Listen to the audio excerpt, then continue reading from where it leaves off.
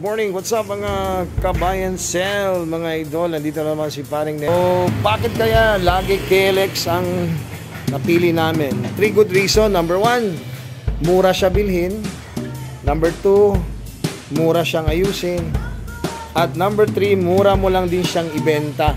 So, ibig sabihin, maraming makaka-afford. Ito yung Kawasaki KLX S150 model. Ibig sabihin maliit po siya, no? But for now, sinetup na namin sa trail setup. Nilagyan namin ng 21 ang gulong sa unahan, 18 sa likod.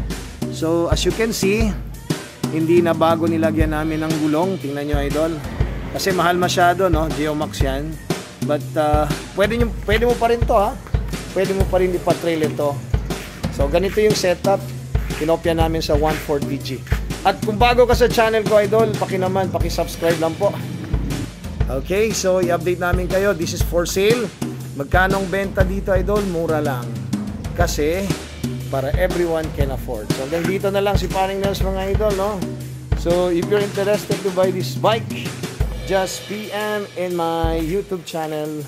And please also support and subscribe. Alright, see you then. Until my next vlog.